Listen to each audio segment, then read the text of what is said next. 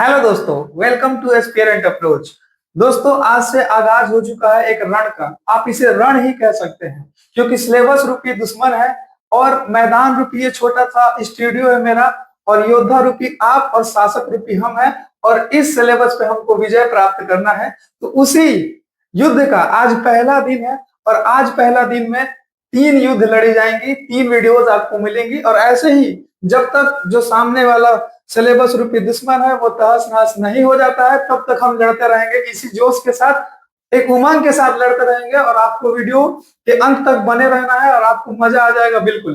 तो आज उस जंग का पहला दिन है और पहला दिन का जो पहला संधि कर लीजिए या फिर कर लीजिए, जो सिलेबस हमारे साथ तालमेल स्थापित करना चाहता है, उस संधि का पहला संधि, और उस संधि का नाम है सिंधु घाटी सभ्यता, जो कि बिहार एसआई का एक बहुत ही फेवरेट टॉपिक है। जहां से अगर एंशिएंट से क्वेश्चन आया है, मैंने आपको पहले ही बताया है, तो सिंधु घाटी का क्वेश्चन आया है। लेकिन सिंधु घाटी से पहले जो इतिहास के स्रोत है और जो इतिहास का विभाजन है, वहां से भी एक आध क्वेश्चन कभी आ चुके हैं। वो उतना इंपॉर्टेंट नहीं है, लेकिन हम उसको भी नहीं छोड़ेंगे, उसको भी हम लोग करेंगे। तो थोड़ा सा उसका ओवरव्यू लेते हुए सिंधु घाटी को बिल्कुल कहानी के तरीके से आपको समझा देंगे। और बाद बाकी बात रहा नोट्स का, तो यहाँ पे आपको नोट्स हैंड रिटेन बिल्कुल मिल जाएगा, सिनॉप्सिस फॉर्म में मिलेगा और एकदम अच्छे से सजाया हुआ उसको कैलीग्राफी किया हुआ आपको नोट्स मिलेगा, जो आपको पढ़ के भी आनंद आएगा। ठीक है, तो अब स्टार्ट करते हैं हम लोग। जो इतिहास का स्रोत है उसको थोड़ा सा जान लेते हैं। तो सबसे पहले ये जो टॉपिक है ये छोटा टॉपिक है, इसको आप थोड़ा 10 मिनट में हम इसको कंप्लीट करते हैं और कंप्लीट करने के बाद अपनी बात को आगे बढ़ाएंगे सिंधु घाटी के लिए। ठीक है, तो जो इतिहास है उसको जो पिता कहा जाता है, क्योंकि फैक्ट्स आते हैं बहुत ज्यादा, इसलिए मैं कोई भी फैक्ट्स नहीं छोड़ूंगा। तो इतिहास का पिता किनको कहा जाता है? हेरोडोटस को। ठीक है, और जो इतिहास का विभाजन किया गया है वो 3 भागों में किया गया है। सबसे पहला प्राग ऐतिहासिक, उसके बाद आध ऐतिहासिक और ऐतिहासिक। कौन कौन सा? प्राग ऐतिहासिक, आध ऐतिहासिक और ऐतिहासिक। इसी प्राग ऐतिहासिक को पाषाण काल कहते हैं, क्योंकि ये पत्थर का एज था, इसमें पत्थर का बहुत ज्यादा यूज हुआ था, इसलिए इसको प्राग ऐतिहासिक या पाषाण काल कहते हैं। अब तीनों में क्या क्या डिफरेंसेस है इसको देखते हैं और उसके बाद हम आगे बढ़ते हैं। तो जो प्राग ऐतिहासिक है, प्राग ऐतिहासिक उस काल को कहते हैं जिसका कोई भी लिखित साक्ष्य मौजूद नहीं हो, केवल पुरातात्विक साक्ष्य हो, केवल खुदाई में मिली चीजें हो, चाहे वो पत्थर के औजार हो या जीवाश्म हो, या मतलब केवल खुदाई में जो प्राप्त अवशेष है वो मिले हो, कोई भी लिखित साक्ष्य ना मिला हो, वो प्राग ऐतिहासिक आता है। ठीक है, और आदि ऐतिहासिक क्या होता है? तो लिखित साक्ष्य, इस कालखंड का लिखित साक्ष्य तो मौजूद है लेकिन उसको पढ़ा नहीं जा सका है, उसकी लिपि को पढ़ा नहीं जा सका है, उसको हम आदि ऐतिहासिक कहते हैं। और यहाँ पुरातात्विक साक्ष्य भी मौजूद है, लिखित साक्ष्य मौजूद है, पढ़ा ना जा सका हो, पुरातात्विक साक्ष्य भी मौजूद हो, उसको हम आदि ऐतिहासिक कहते हैं। ठीक है, इसमें कौन सा सभ्यता आती है या कौन कौन सा कालखंड आता है? तो सिंधु घाटी सभ्यता एक आदि ऐतिहासिक सभ्यता है। उसके बाद ऐतिहासिक में जिसका लिखित साक्ष्य मौजूद हो, उसको पढ़ा भी गया हो, उसका पुरातात्विक साक्ष्य भी मौजूद हो, वैसे कालखंड को हम लोग ऐतिहासिक काल कहते हैं। ठीक है, तो इसमें कौन सा आता है? तो वैदिक सभ्यता के बाद का जो भी काल है, जो भी इतिहास रहा है, वो ऐतिहासिक में आता है। ठीक है, तो उम्मीद है आप प्राग ऐतिहासिक, आदि ऐतिहासिक और ऐतिहासिक को समझ चुके होंगे। ठीक है, अब यहाँ पे एक वर्ड प्राचीनतम और प्राचीन आता है। ठीक है, तो जब भी कभी आपको प्राचीनतम वर्ड यूज किया जाए तो प्राचीनतम वर्ड के लिए आप प्राग ऐतिहासिक में जाइएगा। ठीक है, और जब भी प्राचीन या प्रथम वर्ड यूज किया जाए तो उसके लिए आप आदि ऐतिहासिक में, आप समझ लीजिएगा कि आदि ऐतिहासिक से क्वेश्चन पूछ रहा है। जैसे अगर हम बात करें कि भारतीय चित्रकला का प्राचीनतम साक्ष्य कहाँ से मिलता है, तो प्राचीनतम साक्ष्य इन द सेंस प्राग ऐतिहासिक में जाना है, तो वो भीमबेटका हो जाएगा। लेकिन भारतीय इतिहास का प्रथम या प्राचीन साक्ष्य कहाँ से मिलता है, तो वो मोहनजोदड़ो से पशुपतिनाथ के जो मोहर है वो होता है। ठीक है, तो इस प्रकार आप समझ गए होंगे इतिहास, प्राग ऐतिहासिक, आदि ऐतिहासिक और ऐतिहासिक को। अब हम प्राग ऐतिहासिक में आगे बढ़ते हैं, क्योंकि ये जो प्राग ऐतिहासिक है इसका भी आगे डिवीजन किया गया है। ठीक है, तो जो डिवीजन किया था वो जॉन लुबाक महोदय ने इसका 3 भागों में डिवीजन किया था। पहला पूरा पाषाण काल, मध्य पाषाण काल और नव पाषाण काल। अब इन तीनों में क्या डिफरेंसेस है उसको जानने से पहले आप ये जान लीजिए कि ये प्राग ऐतिहासिक है, पाषाण काल है, तो ये तीनों जो होंगे वो पत्थर से ही रिलेटेड होंगे। किसी में पत्थर छोटा होगा, औजार छोटे होंगे, बड़े, मतलब ये तीनों का संबंध वो पत्थर से ही होगा, लेकिन थोड़े थोड़े कुछ डिफरेंसेस हैं। तो सबसे पहले बात, इसका डिवीजन किसने किया था प्राग ऐतिहासिक का, पूरा पाषाण, मध्य पाषाण और नवपाषाण में? तो जॉन लुबाक महोदय ने इसका डिवीजन किया था। और एक और फैक्ट छूट गया, ये जो प्राग ऐतिहासिक है जिसको हम लोग पाषाण काल कहते हैं, उसका पिता किसको कहा जाता है? तो रॉबर्ट ब्रूस फुट को। ओवरऑल इतिहास का पिता हेरोडोटस, प्राग ऐतिहासिक इतिहास का पिता वो है रॉबर्ट ब्रूस फुट। और आपसे पूछा कि प्राग ऐतिहासिक का विभाजन सबसे पहले किसने किया था? जॉन लुबाक महोदय ने। किसमें किसमें? पूरा पाषाण, मध्य पाषाण और नवपाषाण। इंग्लिश में पैलियोलिथिक, मेसोलिथिक और न्यूलिथिक में। ठीक है, अब आगे चलते हैं नेक्स्ट स्लाइड पे, इसको समझते हैं प्राग ऐतिहासिक या पाषाण काल को। तो प्राग ऐतिहासिक का जो सबसे पहला विभाजन है पूरा पाषाण काल, उसको समझते हैं। तो इस काल में जो मनुष्य थे वो यायावर स्थिति में थे। यायावर इन द सेंस घुमक्कड़ स्थिति में थे। वो समूह में उनका निवास नहीं था, वो घूमते फिरते रहते थे, वे खाना को कलेक्ट नहीं करते थे, वे कंदमूल मांसाहार चीजों को खाते थे और वो एक जगह खाए आगे बढ़ गए, इन द सेंस वो यायावर स्थिति में थे। और इसी काल में, पूरा पाषाण काल में ही आदि मानव की उत्पत्ति मानी जाती है। जो आदि मानव की उत्पत्ति है वो कहाँ मानी जाती है? पूरा पाषाण काल में ही मानी जाती है। और आप एक फैक्ट यहाँ पे ऐड ऑन कर सकते हैं कि भारत में जो सबसे पहले मनुष्य की प्रजाति पाई गई वो रामापिथिकस पाई गई। रामापिथिकस विंध्य क्षेत्र में, रामापिथिकस, रामापिथिकस, ये फैक्ट आप रख सकते हैं। ठीक है, तो पूरा पाषाण काल में आदि मानव की उत्पत्ति हुई। मनुष्य जो था वो यायावर स्थिति में, घुमक्कड़ स्थिति में था, कोई समूह निवास नहीं था, लोग अपना अलग अलग करके घूमते रहते थे, खाते रहते थे, बढ़ते रहते थे। ठीक है, और इस काल के लोग आग से परिचित थे। यहाँ दो चीज देखिएगा, एक आग से परिचित वर्ड है और एक आग का आविष्कार वर्ड है। तो आग से परिचित पूरा पाषाण काल से ही थे। ठीक है, और पूरा पाषाण काल से ही लोग आग से परिचित थे। लेकिन जब आप नवपाषाण काल में जाइएगा तो जो पत्थर से पत्थर लड़ा के जो आग का आविष्कार हुआ वो नवपाषाण काल में हुआ, लेकिन आग से परिचित पूरा पाषाण काल से ही लोग थे। अब इस पूरा पाषाण काल को हम आगे बांट सकते हैं।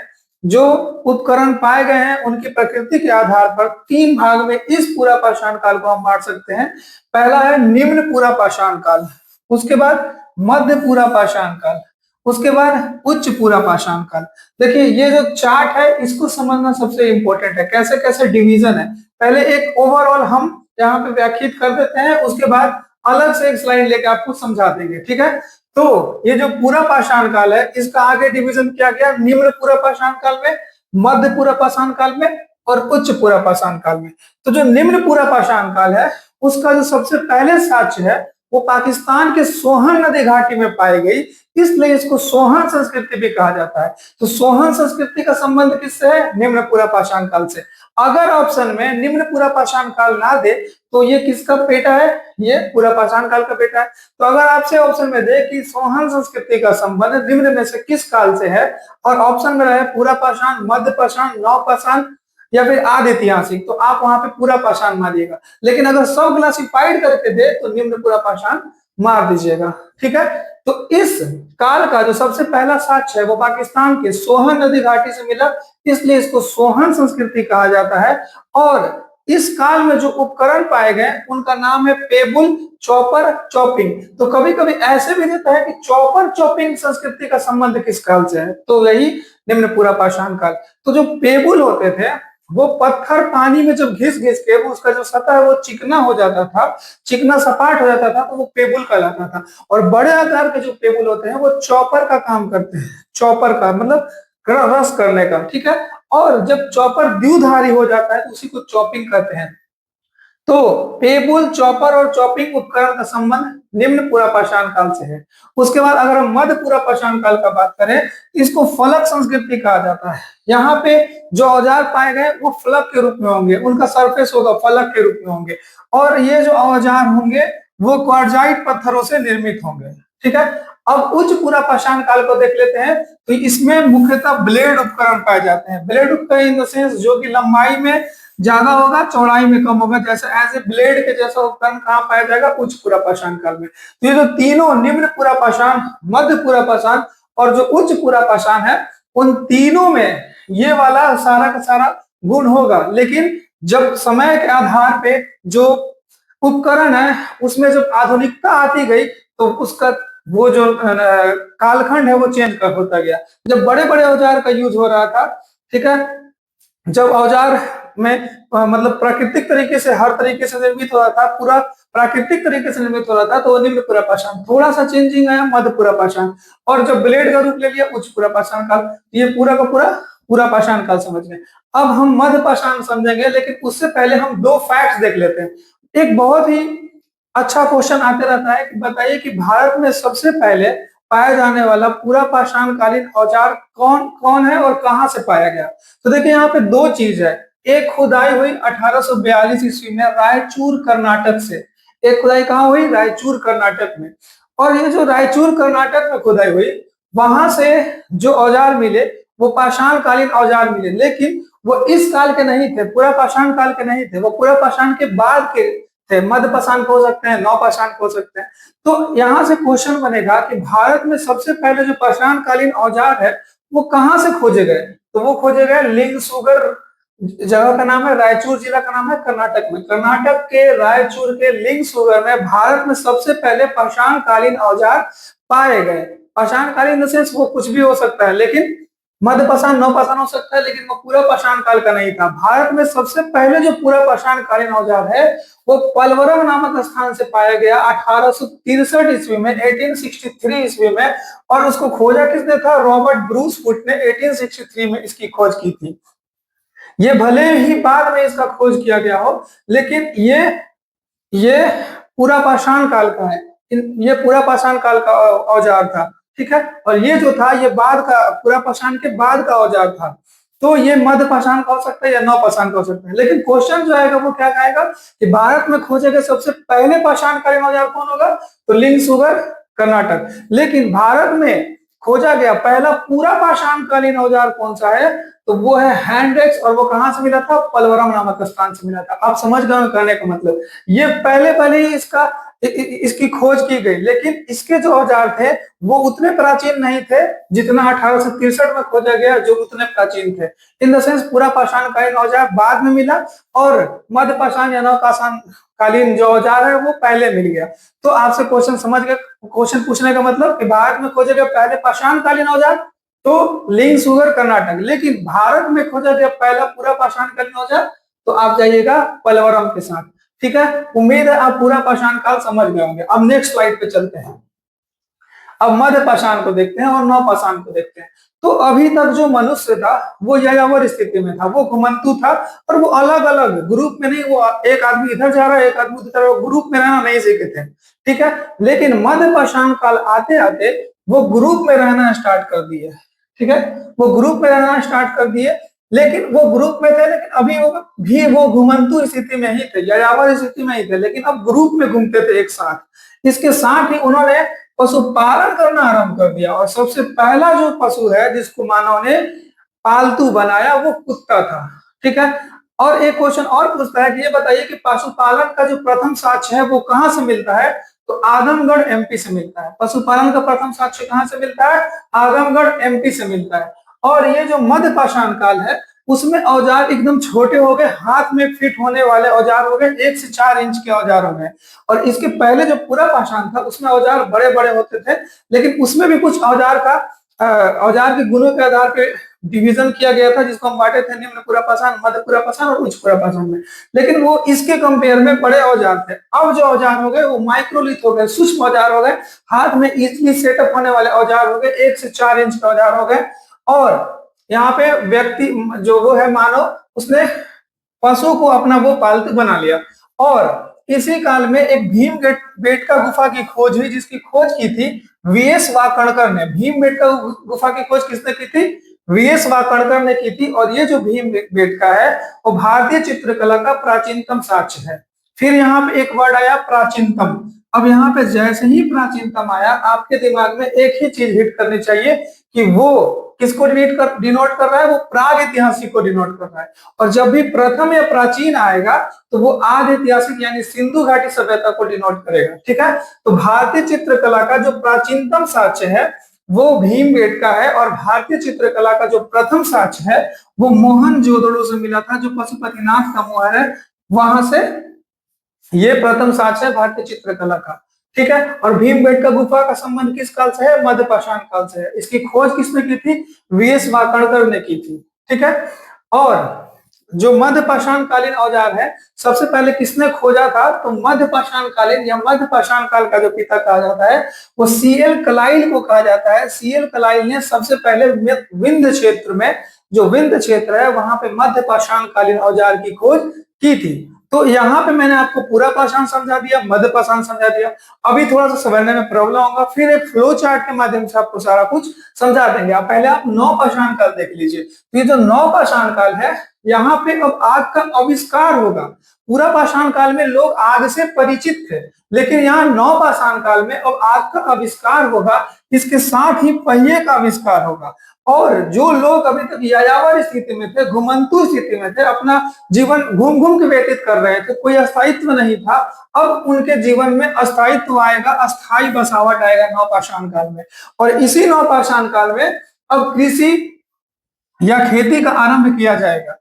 तो यहां से अब दो क्वेश्चन बनता है कि बताइए कि कृषि का प्राचीनतम साक्ष्य कहाँ है, और एक चावल का पूछता है। तो देखिए अभी जो हाल का अनुसंधान किया गया उसमें चावल का जो प्राचीनतम साक्ष्य है वो चेंज हो गया। कोल्डिवा पहले था लेकिन अब लहुरा देव हो गया। दोनों के दोनों यूपी में ही है, एक संत कबीर नगर में है और एक इलाहाबाद के आसपास था कोल्डिवा।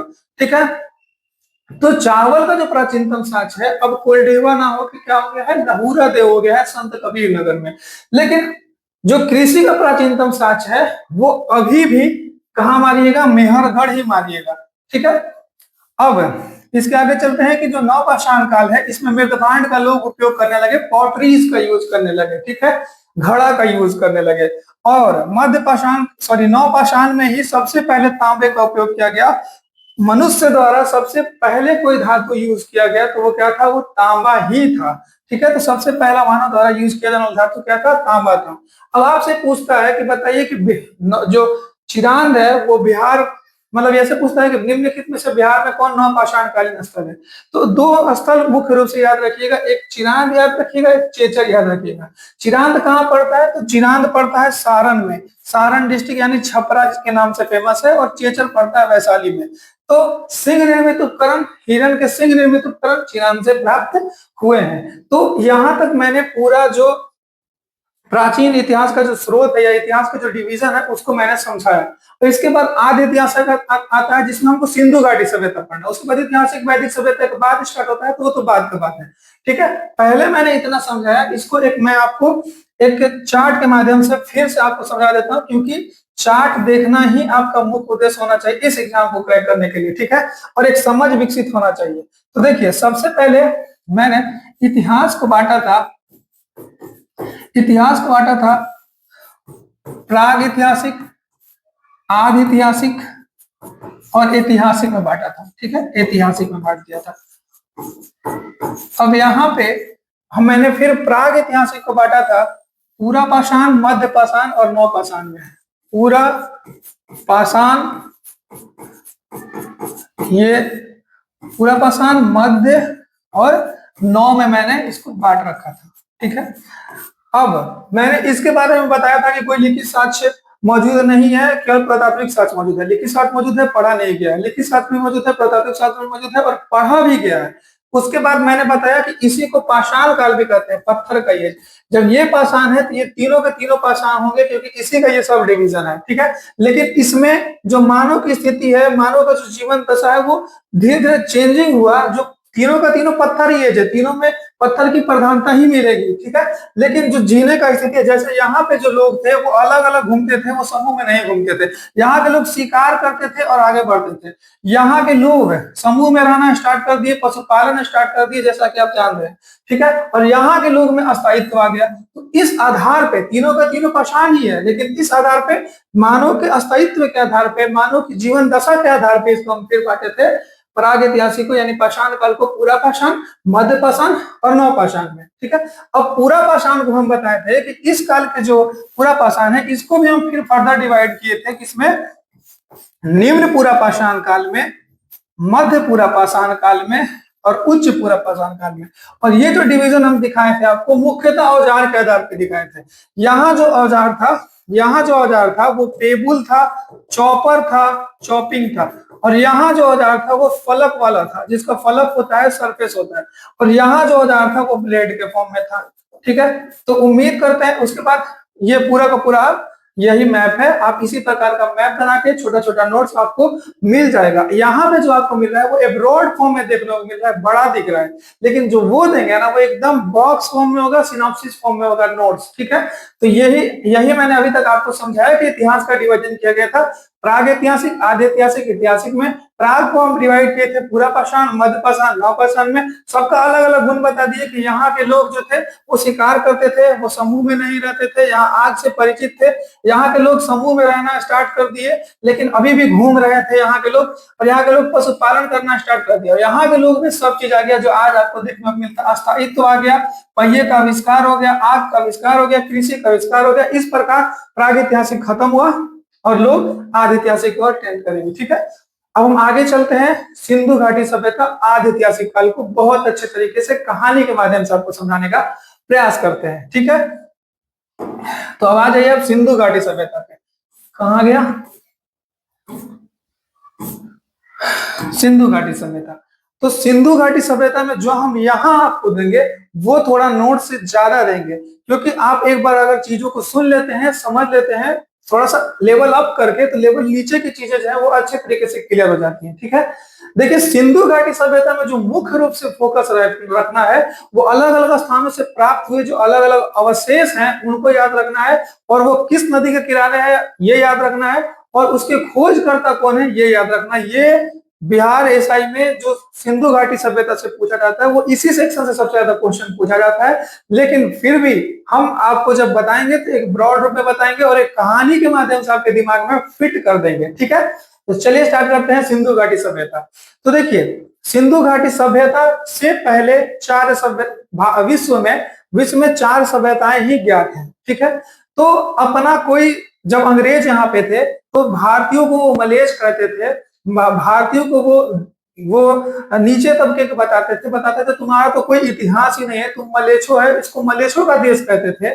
तो जब सिंधु घाटी सभ्यता का एक गौरवमय इतिहास, सांस्कृतिक इतिहास उभर कर अपने सामने आया, तो जो अपना जो मलेच्छ का जो टाइटल देते थे अंग्रेज, उनके मुंह पे तमाचा लगा।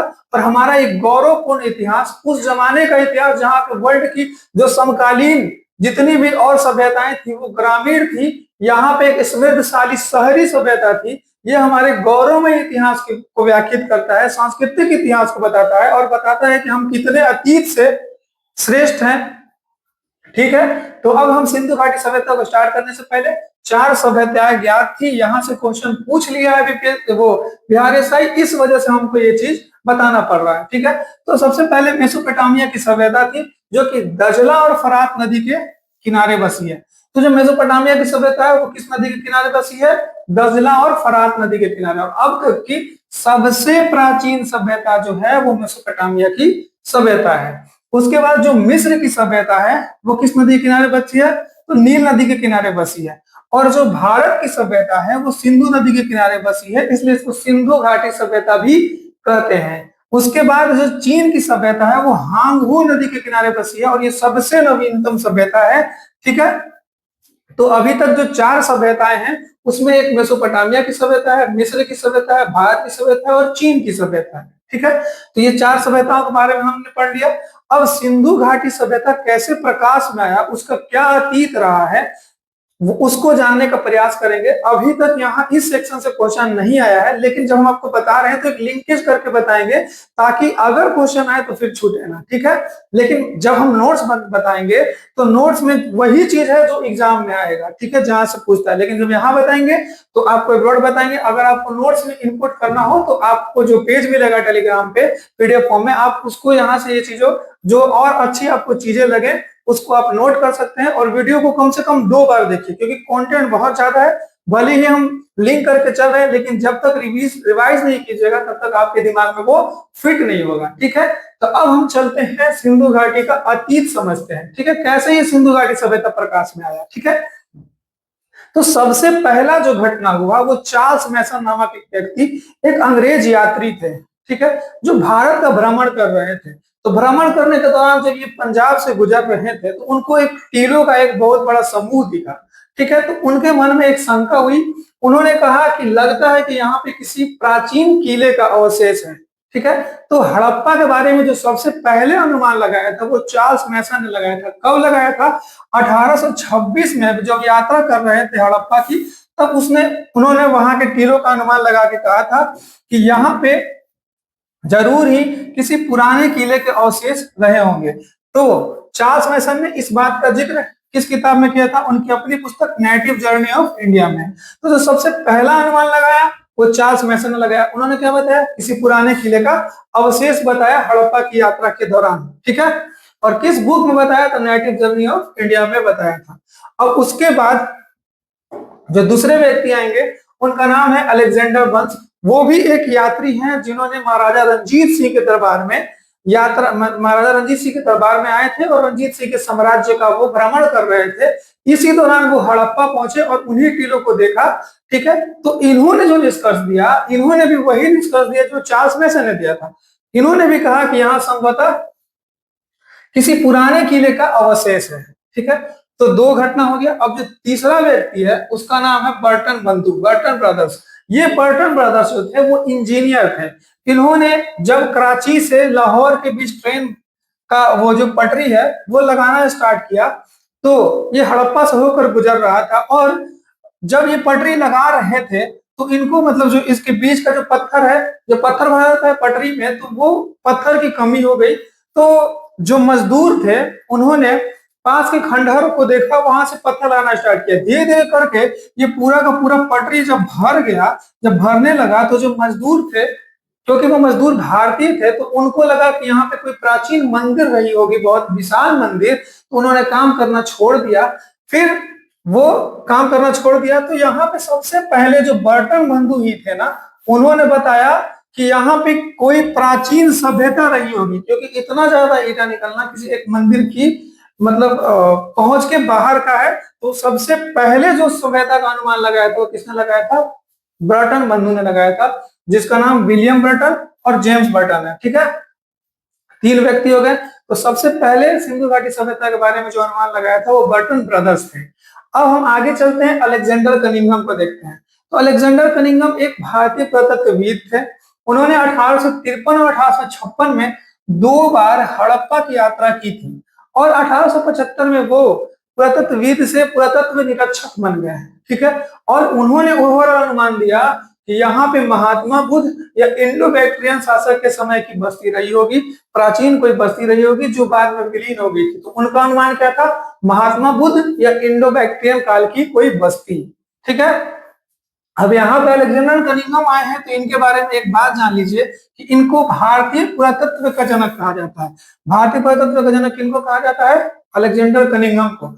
लेकिन अगर आपसे ये पुरातत्व का जनक है, लेकिन जो रॉबर्ट ब्रूस फूड थे, जो हमको मैंने फर्स्ट स्लाइड बताया था, वो भारतीय प्राग ऐतिहासिक पुरातत्व के वो जनक थे, ठीक है। अब हम आगे चलते हैं। तो अलेक्जेंडर कनिंघम के बाद उन्हें 1899 1905 में जब लॉर्ड कर्जन भारत के वायसराय थे, उस समय एक स्वतंत्र विभाग के रूप में भारतीय पुरातत्व एवं सर्वेक्षण विभाग की स्थापना होती है 1904 में। और इसके निदेशक कौन बनते हैं? फर्स्ट निदेशक जॉन मार्शल बनते हैं। और ये जो विभाग है वो भारत में किस लिए बनती है कि भारत में जितने भी प्राचीन इमारतें हैं उसका संरक्षण और सर्वेक्षण करने के लिए, उसको बचाने के लिए, उसका खोज करने का आदेश दिया इस विभाग ने। और इसके प्रथम निदेशक कौन थे? जॉन मार्शल थे। तो जॉन मार्शल तो अकेले कर नहीं सकते हैं, तो इन्होंने एक टीम बनाया और अलग अलग क्षेत्र में अलग अलग व्यक्तियों को भेजा। तो जिसमें जो दयाराम साहनी थे उनको इन्होंने भेजा कहाँ पे? हड़प्पा में भेजा कि जाओ तुम हड़प्पा की खोज, हड़प्पा के साइड तुम खुदाई का काम करो। राखल दास बनर्जी को भेजा कहाँ पे? मोहनजोदड़ो के साइड, ठीक है।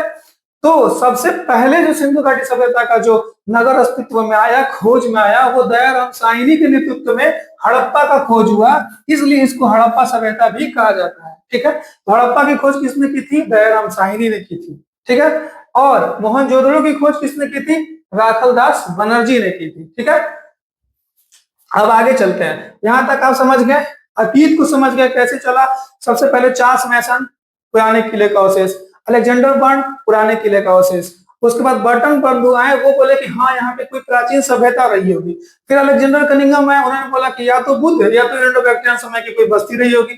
उसके बाद जब ये निदेशक बने कौन, जॉन मार्शल, जब भारतीय पुरातत्व एवं सर्वेक्षण विभाग की स्थापना हुई तो दयाराम साहनी ने सबसे पहले ये प्रूव किया कि यहाँ पे एक सभ्यता थी और हड़प्पा नामक स्थान पे खोजी गई, इसलिए इसको हड़प्पा सभ्यता कहा गया। ठीक है, अब इसके हम लिपि को समझते हैं। यहाँ पे जो लिपि संवाद का माध्यम था वो क्या था, तो यहाँ की जो लिपि है वो मैक्सिमम भाव चित्रात्मक है। जो इमोजीज होती है ना जो व्हाट्सएप में जो आप देखते हैं कि सैड का इमोजी, हंसने का इमोजी, उस टाइप का इमोजीज में ये बात करते थे। ठीक है, तो यहाँ की जो लिपि थी वो कैसी थी, भाव चित्रात्मक या चित्राक्षर के फॉर्म में थी। ठीक है, और ये जो लिपि होती थी वो फर्स्ट लाइन उसका स्टार्ट होता था right to left, right to left start होता था, और second line left to right, right to left first line, और second line left to right. और इसमें कितने मूल चिन्ह थे, इसमें 64 मूल चिन्ह थे। जैसे एबीसीडी 26 होते हैं ना, वैसे 64 मूल चिन्ह थे, और 250 से लेकर 400 तक इसमें चित्राक्षर थे, इमोजीज थे। और जो सबसे ज्यादा इमोजीज थी ना वो उल्टे यू के आकार के टाइप की, जो सबसे ज्यादा इमोजीज हम यहाँ पे पाए गए इमोजी। ठीक है, और इसका जो साक्ष्य है वो हमको कहाँ से मिलता है, मतलब ये जो लिपि है वो कहाँ लिखी हुई थी, तो धौलावीरा का जो सूचना पट होता है ना, धौलावीरा का किसी भी नगर में एंट्रेंस करने से पहले जो एक पट लगा रहता है ना, एंट्रेंस बोर्ड, उसी धौलावीरा में एक बोर्ड मिला है, उसी बोर्ड से यहाँ की लिपि के बारे में पता चला है, लेकिन उस लिपि को कभी कोई पढ़ नहीं पाया है। और हड़प्पा का कब्र एच है, वहां से भी इस लिपि का साक्ष्य मिला है। और ये जो लिपि है इसको और किन किन नामों से कहा जाता है, तो देखिए इसको देखने पे लगेगा कि ये मूत्र के आकार के, इसलिए इसको गौमूत्री शैल लिपि कहते हैं, इसको सर्पिलाकार कहते हैं, इसको पृष्ठभेदन शैली भी कहते हैं। ठीक है, उम्मीद करते हैं आप लिपि अच्छे से समझ गए होंगे। ठीक है, अब हम आगे चलते हैं। तो अब यहाँ पे हम देखते हैं सिंधु घाटी सभ्यता का नगर नियोजन। ठीक है, इसको बहुत अच्छे से देखिएगा, एक बार देख लीजिएगा, पूरा ओवरव्यू आपको समझ में आ जाएगा ये क्या चीज है, कैसे सिंधु घाटी सभ्यता में हर चीजें, हर नगर का नगर नियोजन था, प्लानिंग कैसे था। तो सबसे पहले आप जानते हैं कि सिंधु घाटी सभ्यता जो थी वो सिंधु और उसकी सहायक नदियों के तट पर बसी हुई थी। तो कोई भी नगर होगा वो किसी नदी के तट पर होगा, जैसा कि यहाँ पे हम देख रहे हैं, यहाँ पे नदी होगा। और जो सिंधु घाटी सभ्यता के जो नगर थे वो दो भाग में डिवाइड होते थे, कोई कहीं एक्सेप्शन आपको देखने को मिलेगा जो कि आगे बताया जाएगा। जैसे धौलावीरा में नगर दो भागों में ना बट के 3 भागों में बटा हुआ था। ठीक है, लेकिन मैक्सिमम जगह जो नगर थे वो 2 भागों में बटे हुए थे, एक वेस्ट साइड था, एक ईस्ट साइड था। जो वेस्ट साइड था ना उसको दुर्ग टीला कहते हैं, देखिए दुर्ग टीला कहते हैं, और जो ईस्ट साइड था उसको नगर टीला या पूर्वी नगर कहते हैं। ठीक है, समझ गए, पहले 2 डिवीजन होगा, एक वेस्ट साइड होगा और एक ईस्ट साइड होगा।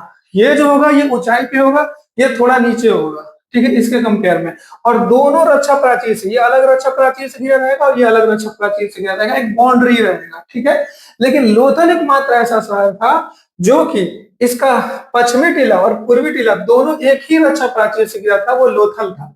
लेकिन अपवाद का बात बाद में करेंगे, अभी आपको ओवरऑल बता रहे हैं सबका। सब 2 भाग में बटा था, एक वेस्ट साइड एक ईस्ट साइड। वेस्ट साइड जो था वो क्या था, दुर्ग टीला कहलाता था, और जो ईस्ट साइड था वो नगर टीला या पूर्वी टीला कहलाता था। ठीक है, जो वेस्ट साइड था वो नदी के किनारे था, नदी से सटे हुए ऊंचाई पे था। ठीक है, और यहाँ पे प्रशासनिक आवास था, जो एडमिनिस्ट्रेशन से जुड़े लोग थे वो दुर्ग टीला में रहते थे। अब इस जो दुर्ग टीला है उसका डिवीजन कैसे था, उसमें एक श्रमिक आवास था जो कि यहाँ पे काम करते थे, एक मजदूर का बैरक था, और जो सेंटर होता था, पूरे बाउंड्री का जो सेंटर होता था वहां पे प्रशासनिक आवास होता था। और प्रशासन से जुड़े लोग संभवतः व्यापारी वर्ग ही थे उस समय प्रशासन में। ठीक है, और यहाँ पे वो इंपोर्ट एक्सपोर्ट का काम होता था, इस वजह से यहाँ पे जो नाव से जो सामान उतरते थे उसके स्टोरेज के लिए अन्नागार या कोठागार होता था। जैसे हड़प्पा में 6-6 की 2 पंक्तियों में आपको अन्नागार देखने को मिल जाएगा। इस प्रकार का स्ट्रक्चर था कुछ। ठीक है, पहले दुर्ग टीला नगर टीला, दुर्ग टीला बड़ा हुआ था श्रमिक आवास, मजदूर बैरक और एक अन्नागार में। यहाँ से मजदूर और श्रमिक क्या करेंगे, सामान उठा के यहाँ पे ला देंगे और फिर यहाँ चले जाएंगे। यहाँ पे प्रशासनिक है जो पूरे का एडमिनिस्ट्रेट करेगा, पूरे को प्रशासित करेगा। ठीक है, और यहाँ से नाव जाएगा मेसोपोटामिया, मिस्र, जहां जाना होगा जाएगा। ठीक है, उसके बाद जो अब आइए पूर्वी नगर या जो छोटे लोगों की बस्ती थी, जो जन सामान्य की बस्ती थी, वहां पे आइए।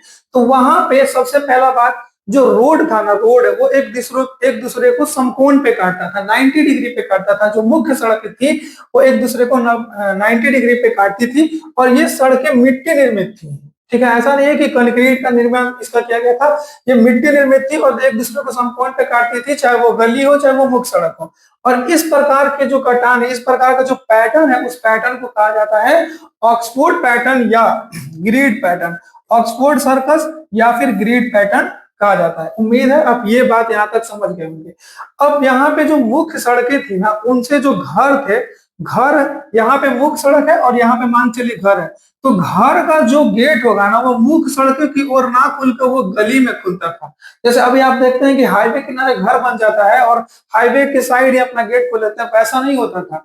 रोड हाईवे अपने जगह पे, और उसका जो गेट खुलेगा ना, वो मुख्य सड़क से पीछे के डायरेक्शन में खुलेगा। ठीक है, और जो मकान होती थी यहाँ पे, वो पक्की ईंटों से निर्मित होती थी। ठीक है, इसलिए इसको नगरीय सभ्यता कहा जाता है। ठीक है, अब उसके बाद ये समझ गए, पूरे पश्चिमी साइड समझ गए और पूर्वी साइड समझ गए। अब यहाँ पे जो शहर था, उसके बीच बीच में ईटा का चबूतरा बना के पेड़ के नीचे कुछ महिलाएं जो थी वो फटकने वटकने का काम करती थी। तो इस प्रकार एक नगर भी हो जाता पूरे हड़प्पा सभ्यता का। अब अलग अलग का कुछ कुछ चेंजेस आएगा, तो उसको अलग अलग में बताया जाएगा। जैसा मैंने आपको पहले बता दिया कि जो लोथल था ना, वो एक ही बाउंड्री से घिरा हुआ था, उसके लिए दो अलग अलग बाउंड्री नहीं था। ठीक है, और जो धौलावीरा था वो दो भाग में ना बट के तीन भाग में बटा हुआ था। ठीक है, अब ठीक है, यहाँ पे आप समझ चुके, इतना चीज समझ चुके। अब आगे चलिए, अब बारी बारी से आप समझेंगे। पहले सिंधु घाटी सभ्यता का विस्तार देख लेते हैं। तो सिंधु घाटी सभ्यता का विस्तार सबसे पहले किन किन देशों में है, ये जानना जरूरी है। तो सिंधु घाटी सभ्यता का विस्तार भारत में है, पाकिस्तान में है, अफगानिस्तान में है, तीनों में है। लेकिन जो सबसे ज्यादा है वो भारत में। अब आपसे पूछेगा कि भारत में सबसे ज्यादा किस राज्य में है, तो गुजरात में है सबसे ज्यादा। भारत में सर्वाधिक स्थल कहाँ पे इसका, गुजरात में है। ठीक है, और भारत में इसका जो सबसे पश्चिमी बिंदु है वो नागेश्वर गुजरात में है। सबसे पश्चिमी बिंदु कौन सा है सिंधु घाटी सभ्यता का भारत में, नागेश्वर है, जो कि गुजरात में है। देखिए कंटेंट जो है ना, कंटेंट भरमार है और कोई रिलेटेड है, एक दूसरे से रिलेट है। लेकिन आप जब तक रिवाइज नहीं करेंगे तब तक आप इस पे विजय नहीं पा पाएंगे। ठीक है, इसलिए जो मैं कंटेंट दूंगा उसको आप वो उसका जो पीडीएफ दूंगा उसको निकाल के और बोर्ड पे वीडियो चला के, और जो भी आपको ऐड ऑन करना होगा करते जाइएगा। ठीक है, अब आगे चलते हैं। तो इसका हम विस्तार देखते हैं। तो सबसे इसका उत्तरी विस्तार था वो मांडा था, मांडा, जो कि चेनाब नदी के तट पे है। सबसे उत्तरी विस्तार कहाँ था, मांडा में। उसके बाद जो सबसे पूर्वी विस्तार था वो आलमगीरपुर था। सबसे उत्तरी विस्तार मांडा, सबसे पूर्वी विस्तार आलमगीरपुर। जो मांडा है वो किस नदी के किनारे है, चेनाब नदी के किनारे है। जो आलमगीरपुर है वो मेरठ में है और वो हिंडन नदी के किनारे है, जो कि यमुना की एक सहायक नदी है। ठीक है, उसके बाद जो इसका दक्षिणी विस्तार था वो दैमाबाद था, महाराष्ट्र में, जो कि परवरा नदी के किनारे है। दैमाबाद किस नदी के किनारे है, परवरा नदी के किनारे है। और परवरा किसकी सहायक नदी है, गोदावरी की सहायक नदी है। अगर आपको ऐसा लगता होगा कि कैसे याद होगा, तो आप नोट्स पर रख के, जैसे मैं बोल रहा हूँ ऐसे बार बार बोल के पेन चला चला के कीजिएगा, आपके माइंड में एक इमेज छप जाएगा, एक इमेज क्रिएट हो जाएगा। याद करने का सबसे बेस्ट तरीका है बार बार अंडरलाइन गोल करते रहिए नोट्स को। ठीक है, उसके बाद जो इसका पश्चिमी विस्तार था वो सुतकांगेडोर था। और सुतकांगेडोर भी एक बंदरगाह शहर था, एक लोथल बंदरगाह शहर, एक सुतकांगेडोर बंदरगाह शहर था। वो कहाँ है सुतकांगेडोर, तो पाकिस्तान के बलूचिस्तान में है और दाशक नदी के तट पे है। तो जो इसका चौहद्दी है उसको मैंने गिना दिया। उत्तरी विस्तार मांडा में, पूर्वी विस्तार आलमगीरपुर, दक्षिण में दैमाबाद, पश्चिम में सुतकांगेडोर।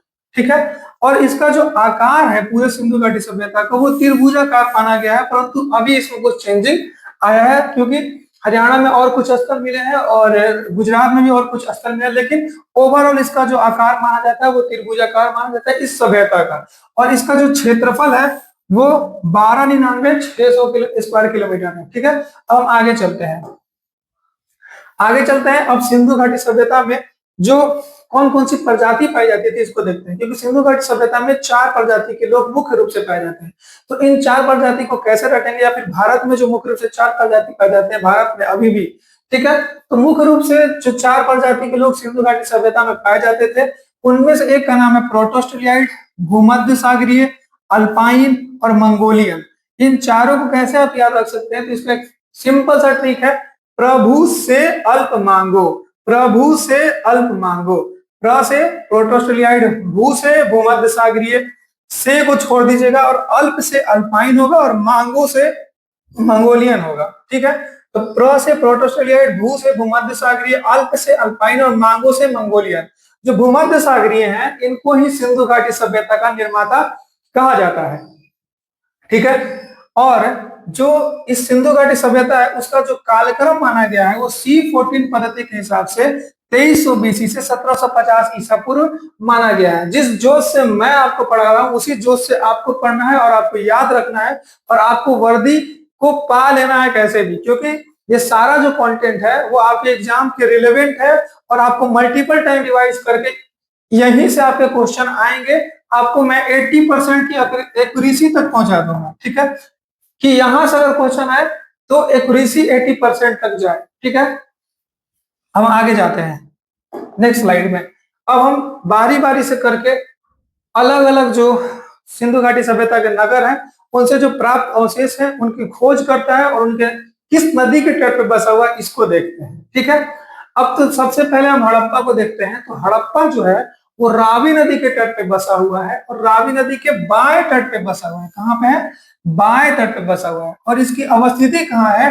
तो मोंटगोमरी जिला, पंजाब, पाकिस्तान। कहाँ पे? मोंटगोमरी जिला, पंजाब, पाकिस्तान। ठीक है, और इसके जो खोज किया था और उत्खनन किया था वो दोनों सेम आदमी किया था, लेकिन और बहुत सारे ऐसे जगह हैं जिसको खोजा किसी और ने है, उसका उत्खनन किसी और ने किया है। परंतु यहाँ पे आपके लिए आसान है क्योंकि इसके जो खोज करता है उत्खनन करता है दोनों ही सेम आदमी है, जिनका नाम दयाराम साहनी है। और दयाराम साहनी सबसे पहले इनका खुदाई किए थे, बाद में मार्टिन व्हीलर और माधव स्वरूप वत्स। कौन कौन? सबसे पहले जो खोजा, कुछ एरिया को खोज दिया, वो दयाराम साहनी थे। उसके बाद जो बचा कुचा काम था वो करने के लिए कौन आए? वो आए मार्टिन व्हीलर और माधव स्वरूप वत्स करने के लिए आए। ठीक है, अब यहां से जो प्राप्त अवशेष है वही सबसे ज्यादा इंपॉर्टेंट है आपके एग्जाम के लिए। ठीक है, तो सबसे पहले यहां से याद रखिएगा कि स्त्री के गर्भ से निकलता हुआ पौधे की मेढ़ मूर्ति यहाँ से मिली है। स्त्री के गर्भ से निकलते हुए पौधे की मेढ़ मूर्ति मिली है जिसको उर्वरा देवी कहा जाता है। आपको पता होगा कि सिंधु घाटी सभ्यता मातृ सत्तात्मक थी, जहाँ माता ही प्रधान होती थी, इसलिए मातृ देवी की प्रधानता मिलती है। उर्वरा देवी की प्रतिमा मिलती है कहाँ से हमको? वो मिलती है हड़प्पा से। दूसरा, आपको एक कब्रिस्तान मिलता है। कब्रिस्तान H कहाँ से मिला है?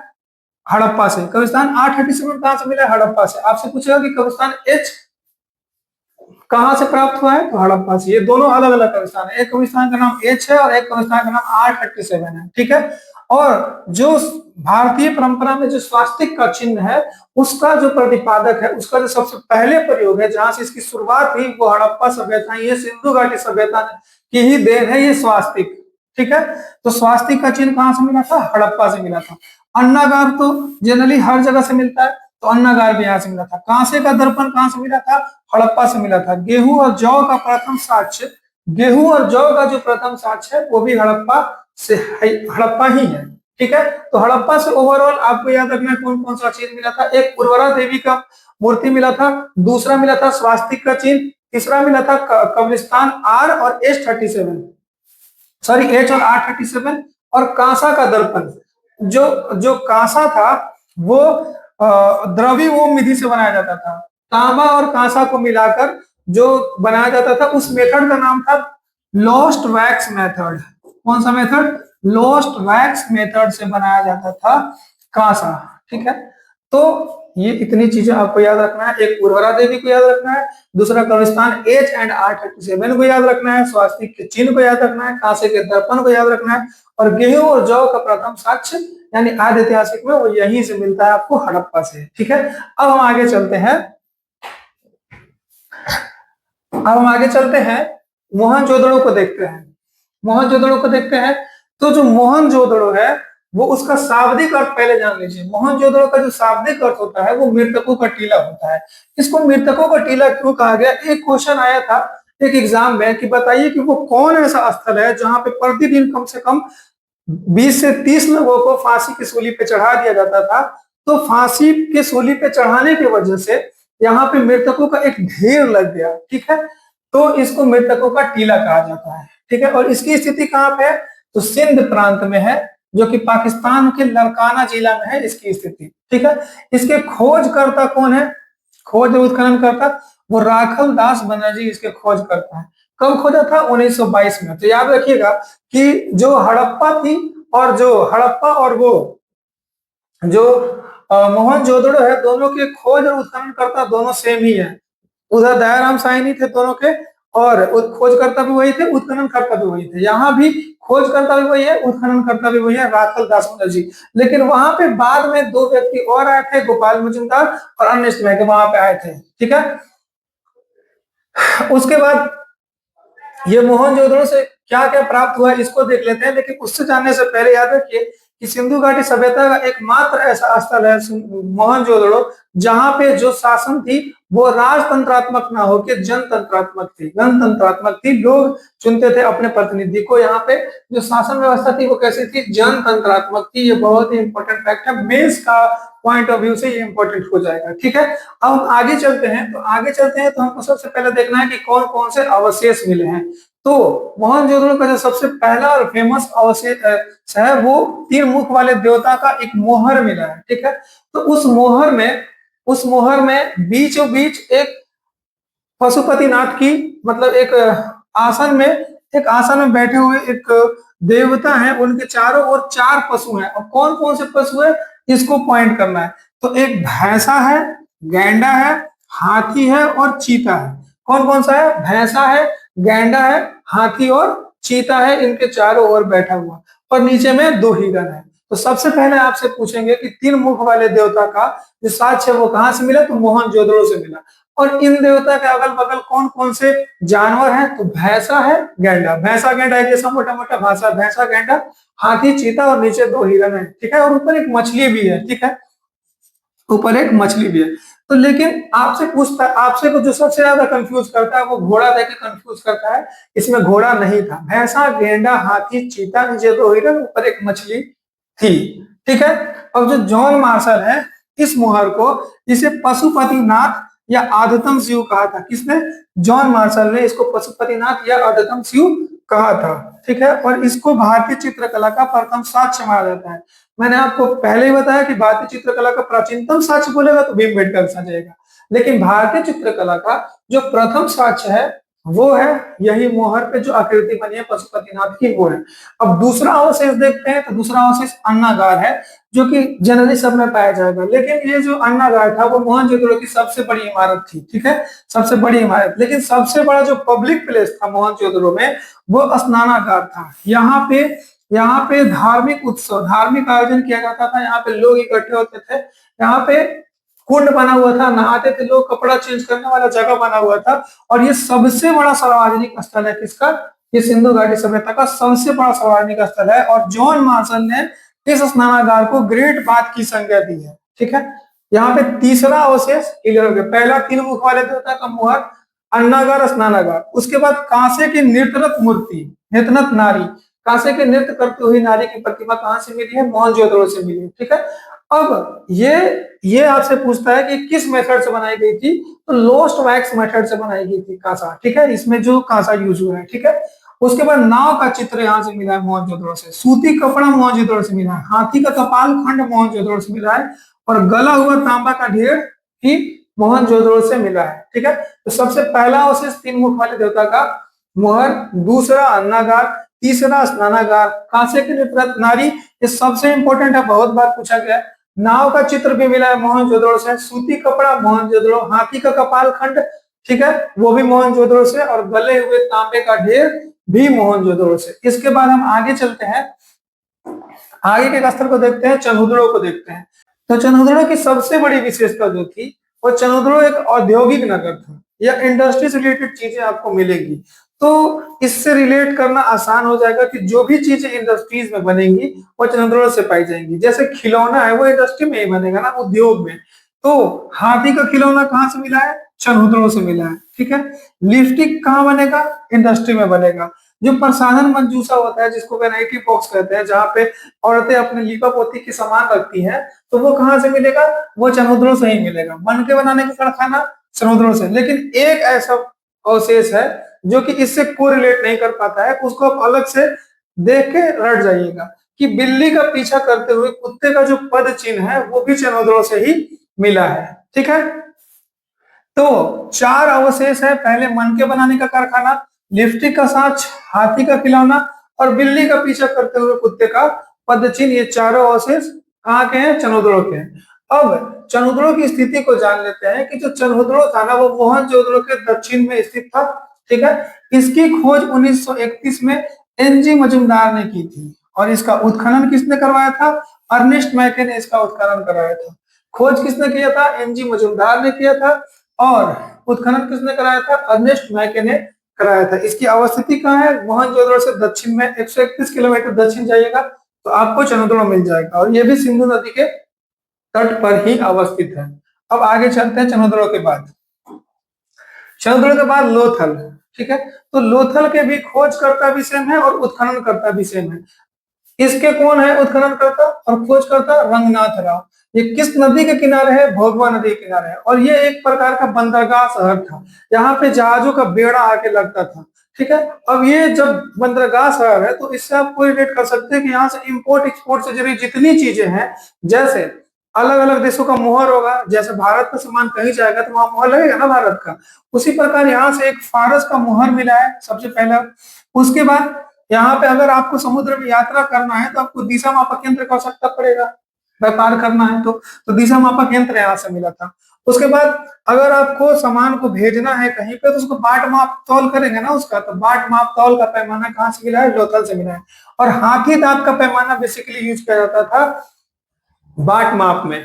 ठीक है, और चावल व बाजरे का प्रथम साक्ष्य यहीं से मिलता है। चावल का प्राचीनतम साक्ष्य लहुरा देव, प्रथम साक्ष्य लोथल। ठीक है, तो चावल और बाजरे का प्रथम साक्ष्य मिलता है। अब यहाँ से इंपोर्ट एक्सपोर्ट होता था तो समुद्र के माध्यम से होता था, इसलिए यहाँ के लोग समुद्र देवी की ज्यादा मात्रा में पूजा करते थे और उस समुद्र देवी का नाम क्या था? सिकोत्री माता की ये पूजा आराधना किया जाता था यहाँ पे। ठीक है, उसके बाद यहाँ से एक जो इससे कोरिलेट नहीं कर पा रहा है, मतलब इंपोर्ट एक्सपोर्ट से, वो तांबे का कुत्ता है। आप इसको फिर भी कोरिलेट कर सकते हैं क्योंकि तांबे का कुत्ता होगा तो वो एक प्रकार का कॉस्टली चीज होगा, कॉस्टली चीज नहीं भी होगा तो एक प्रकार का खिलौना का चीज होगा जो कि इंपोर्ट एक्सपोर्ट से जुड़ा हुआ है। ठीक है, तो तांबे का कुत्ता मिला था। और सबसे इंपॉर्टेंट 3 युगल समाधि, मतलब एक साथ एक कब्र में 3 बॉडीज मिली है। उसके बाद गोदीबाड़ा जिसको हम लोग बंदरगाह कहते हैं उसका साक्ष्य मिला ही है। तो सबसे इंपॉर्टेंट कि लोथल और सूतकांगेडोर एक बंदरगाह शहर था, बंदरगाह है तो इंपोर्ट एक्सपोर्ट होगा। फारस के साथ इंपोर्ट एक्सपोर्ट होता था, इस वजह से फारस का मुहर मिला है। अब इंपोर्ट एक्सपोर्ट करना है तो समुद्र में चलना है तो दिशा मापक यंत्र की आवश्यकता मिलेगी। उसके बाद बाट माप तौल मिलेगा। उसके बाद इंपोर्ट एक्सपोर्ट में अनाज भी होता है, तो चावल और बाजरे का प्रथम साक्ष्य यहाँ से मिलता है। अब यहाँ से इंपोर्ट एक्सपोर्ट होता है समुद्र के माध्यम से, तो यहाँ के लोगों की प्रवृत्ति रही होगी जो समुद्र से रिलेटेड देवता है या देवी है जिनको सिकोत्री माता कहते हैं, उनकी ये पूजा आराधना करते थे। ठीक है, और मैंने आपको पहले ही बता दिया था जो कि हड़प्पा सभ्यता या सिंधु घाटी सभ्यता में जो वो होता था नगर नियोजन, उसमें जो एक दुर्ग टीला होता था और एक पूर्वी टीला होता था, दोनों अलग अलग रक्षा प्राचीर से घिरा होता था।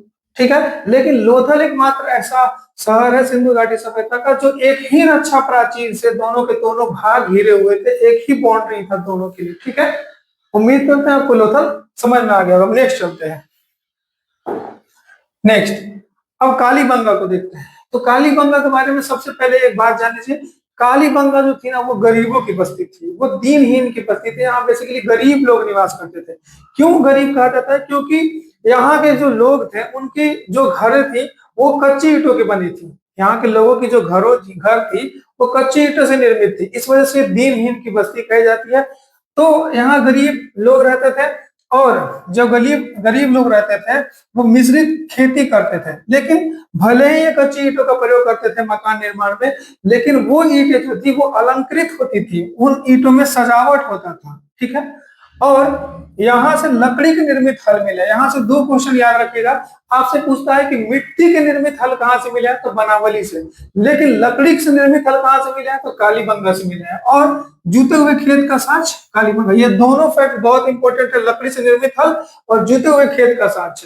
मिश्रित खेती कालीबंगा, अलंकृत ईट कालीबंगा। इसके साथ ही यहाँ पे जो नाली का व्यवस्था था वो उतना सुव्यवस्थित नहीं था। यहाँ पे जो नाली बनाई हुई थी वो लकड़ी से निर्मित नाली था, इसलिए यहां से लकड़ी से निर्मित नालियों के साक्ष्य मिला है, सुव्यवस्थित नाली का अभाव है।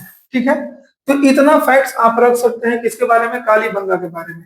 कालीबंगा का जब भी ख्याल आए तो दिमाग में आना चाहिए गरीबों का एरिया था। ठीक है, अब गरीबों का एरिया है तो यहाँ पे जो मकान होंगी वो कच्ची ईंटों से निर्मित होंगी, पहला बात। अब यहाँ पे जो भी चीज होगा वो गरीब टाइप का होगा। यहाँ पे जो नाली है वो सुव्यवस्थित नहीं है, वो ईटा कंक्रीट का ना होकर लकड़ी का बना हुआ नाली है यहाँ पे। ठीक है, उसके बाद यहाँ के लोग एक साथ दो फसल उगाएंगे, गरीब है, मिश्रित खेती करेंगे। उसके बाद लकड़ी का निर्मित हल और जूते हुए खेत का साच मिलेगा। ग्रामीण परिवेश में क्या होता है, ज्यादा खेती पे डिपेंड होता है, तो खेत, जूते हुए खेत मिला है यहाँ से। उसके बाद इसका जो ये हो गया आपका ओवरव्यू। जब भी आपका कालीबंगा दिमाग में आए तो गरीब से रिलेटेड हर चीज को दिमाग में रिलेट कर लीजिएगा।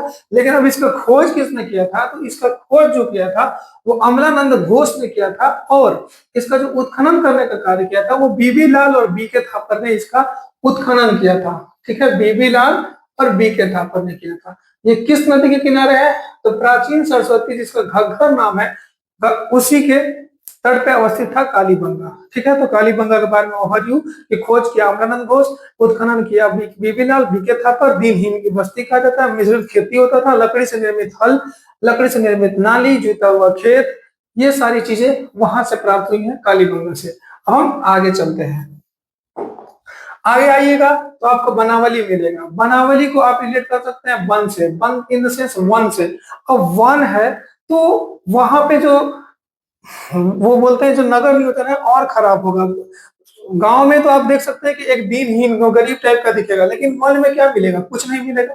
तो यहाँ पे जो नाली व्यवस्था है वो मिलेगा ही नहीं आपको, नाली व्यवस्था का अभाव ही मिलेगा। लेकिन कालीबंगा में खराब नाली व्यवस्था मिलेगा, लेकिन बनावली में नाली व्यवस्था आपको मिलेगा ही नहीं। ठीक है, उसके बाद यहाँ पे पक्की हुई मिट्टी से निर्मित हलाकृति मिली है। आपसे बोलेगा कि लकड़ी से निर्मित हलाकृति कहाँ से मिली है, तो कालीबंगा से। मिट्टी का हल कहाँ से मिला है, बनावली से। तांबे का वनाग्र, तांबा का जो बांध रखने वाला वनाग्र होता है वो कहाँ से मिला है, वो मिला है बनावली से। इसकी खोज किसने की थी, बनावली की आर.एस. बिष्ट ने की थी। और ये बनावली कहाँ है, सबसे ज्यादा बनावली से क्वेश्चन ये आया है अवस्थिति से कि बनावली कहाँ पे है। तो बनावली जो है वो हरियाणा में घग्गर नदी, जिसको पहले प्राचीन सरस्वती नदी का नाम घग्गर नदी है, उसी के तट पर अवस्थित है बनावली। ठीक है, अब बनावली के बाद जो नेक्स्ट स्थल है वो सुरकोटदा है। सुरकोटदा से सबसे फेमस क्वेश्चन है घोड़े का अस्थि पंजर। घोड़े के अस्थि पंजर का साक्ष्य कहाँ से मिला है, सुरकोटदा। सुरकोटदा से मिला है क्या, घोड़े का अस्थि पंजर। सुरकोटदा का कहाँ पे अवस्थित है, तो ये गुजरात में अवस्थित है। ठीक है, इसका खोज किसने किया था, तो जगपति जोशी ने इसका खोज किया था सुरकोटदा का। ठीक है, तो बनावली हो गया, उसके बाद सुरकोटदा हो गया। अब धौलावीरा को देखते हैं। देखिए धौला का मतलब होता है साफ सुथरा, साफ सुथरा जगह है Dholavira. In the sense Sindhu घाटी सभ्यता का जो सबसे सुंदर शहर है, जो सबसे सुंदर नगर है, वो धौलावीरा ही है। अब जब यहाँ पे सुंदर है तो सुंदरता किसी एक चीज से नहीं होती, यहाँ पे हर चीज सुव्यवस्थित होगा तभी तो कोई चीज सुंदर लगता है। ठीक है, तो यहाँ पे जो जल का सिस्टम है, वाटर का ड्रेनेज सिस्टम है, वो एकदम उन्नत लेवल पे था। जो जल प्रबंधन था एकदम उन्नत लेवल पे था, तभी तो वो सुंदर था। जल संग्रहण एवं नहर के साथ उन्नत जल प्रबंधन मिला। और यहाँ पे एंटर करने से पहले आपको एक बड़ा सूचना पट मिलेगा उस पार्टिकुलर नगर के बारे में। ठीक है, ये उसकी सुंदरता को व्याख्यात करता है। ठीक है, वहां पे उन्नत जल प्रबंधन उसकी सुंदरता को बताता है। किसी भी जगह पे एंटर करने से पहले एक बोर्ड आपको मिल जाए, वो उसकी सुंदरता में चार चांद लगाता है। तो वहां आपको एक सूचना पट मिलेगा। उसके बाद स्टेडियम मिलेगा। ठीक है, जो भी सुंदरता को बढ़ावा दे, जो भी, वो सारा का सारा धौलावीरा। धौलावीरा, अब धौलावीरा होता है साफ सुथरा एकदम स्वच्छ। तो यहाँ पे आप इसको रिलेट कर सकते हैं कि इसका जो खोज किया था वो जगपति जोशी ने किया था। जगपति का मतलब होता है भगवान। ठीक है, तो भगवान ही तो स्वच्छ एकदम पूरे, मतलब सबसे सुंदर सबसे श्रेष्ठ कौन है, भगवान। तो आप इसे रिलेट कर सकते हैं कि धौलावीरा का खोज किया था जगपति जोशी, भगवान धौला भगवान जगपति ऐसे करके, और उत्खनन किया था आर.एस. बिष्ट। अब धौला चीज साफ सुथरा चीज विशिष्ट होता है, तो इसका खोजने का काम किया था कौन? आर.एस. बिष्ट। इसका सॉरी उत्खनन करने का काम किया था आर.एस. बिष्ट, खोजने का काम किया था जगपति जोशी, और उत्खनन करने का काम किया था आर.एस. बिष्ट।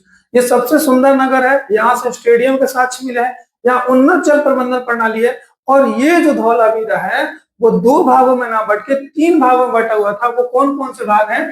पहले एक दुर्ग टीला और नगर टीला तो जनरल है, हर में होता है, सब में सिंधु घाटी के सारे शहर में दुर्ग और नगर मिलेगा, लेकिन इसमें एक बीच में और मध्यमा मिलेगा जहां पे व्यावसायिक वर्ग निवास करते हैं। ठीक है, तो उम्मीद है आप ये समझ गए होंगे। ठीक है, और ये जो धौलावीरा है वो किन नदियों के संगम पे है? तो मानसर और मानहर नदियों के संगम पे है। एक बार फिर से रिवाइज करते हैं धौलावीरा को।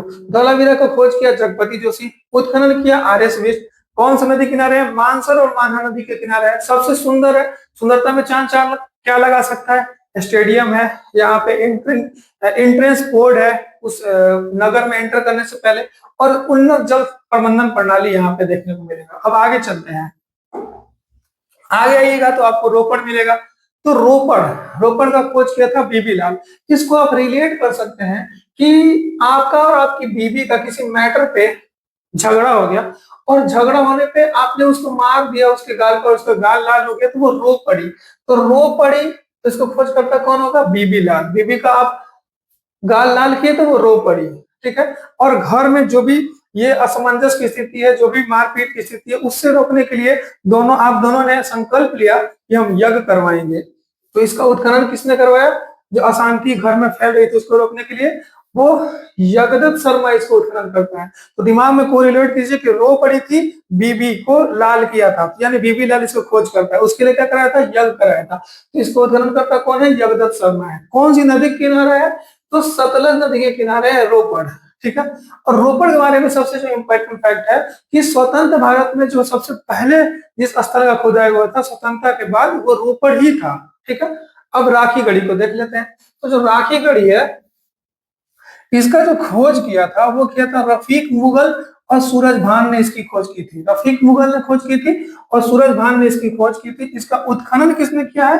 अमरेंद्र नाथ ने इसका उत्खनन किया है। ठीक है, इसके बारे में क्या नोट है कि भारत में खोजा गया सबसे बड़ा स्थल है, पूरे सिंधु घाटी सभ्यता का सबसे बड़ा स्थल मोहनजोदड़ो है, लेकिन भारत में खोजा गया सबसे बड़ा स्थल कौन है? तो वो राखी गढ़ी है। भारत में खोजा गया दूसरा सबसे बड़ा स्थल कौन है? तो धौलावीरा है। ठीक है, उम्मीद करते हैं आप यहाँ तक समझ गए होंगे। अब आगे चलते हैं, एक स्लाइड और है जहां से क्वेश्चन आता है, क्योंकि ये नगरीय सभ्यता थी, यहाँ पे इंपोर्ट एक्सपोर्ट होता था, तो कौन चीजें कहाँ से इंपोर्ट होती थी इसके बॉक्स को एक बार देख लेते हैं। ठीक है, तो सबसे पहले आप सोना चांदी और टीन, तीनों का एक ही जगह से आता था। सोना चांदी टीन, सोना चांदी टीन कहां से आता था? ईरान और अफगानिस्तान, ईरान और अफगानिस्तान। सोना चांदी टीन, ईरान और अफगानिस्तान, सोना चांदी टीन, ईरान और अफगानिस्तान। लेकिन सोना में एक बात याद रखिएगा कि उसका एक और क्षेत्र से भारत से भी आता था, दक्षिण भारत में कर्नाटक से आता था, कोलार की खानों से सोना आता था। आपको वैसे ही पता है कोलार की खान सोना के लिए प्रसिद्ध है, तो सोना का आयात और कहां से किया जाता था? दक्षिण भारत में कर्नाटक से किया जाता था। ठीक है, तो सोना चांदी और टीन, ईरान अफगानिस्तान। लेकिन सोना में एक और चीज रखता है, कौन सा? कर्नाटक। अब आगे चलते हैं कि तांबा, तांबा के लिए विश्व प्रसिद्ध, सबसे ज्यादा तांबा के लिए प्रसिद्ध खेतड़ी राजस्थान से तांबा आयात किया जाता था सिंधु घाटी सभ्यता में। तांबा कहां से आता था? खेतड़ी राजस्थान से। कहां से? खेतड़ी राजस्थान से। उसके बाद हम आगे चलते हैं सेल खड़ी, तो सेल खड़ी का कहां से आयात किया जाता था? राजस्थान, गुजरात और बलूचिस्तान से। राजस्थान, गुजरात और बलूचिस्तान से क्या आयात किया जाता था? सेल खड़ी। नील रत्न कहां से आयात किया जाता था? बदख्शां, अफगानिस्तान से नील रत्न का कहां से इंपोर्ट किया जाता था? बदख्शां, अफगानिस्तान से। तो ये ओवरऑल मैंने आपके सामने सिंधु घाटी सभ्यता को बिल्कुल अच्छे तरीके से, एक सीमित तरीके से, परिबद्ध तरीके से आपके सामने प्रस्तुत किया, एक गुलदस्ता आपको भेंट किया। ठीक है, अगर आपको ये अच्छा लगा हो तो वीडियो को जरूर से लाइक और शेयर कर दीजिएगा, सब्सक्राइब कर दीजिएगा, और ये आपकी सफलता में निश्चित रूप से उपयोगी होगा। ठीक है, इस बात का आप वो रहिए, आप इस बात के लिए धैर्य रखिए। ठीक है, अब आपसे कल मुलाकात होगी नेक्स्ट वीडियो में, तब तक के लिए धन्यवाद।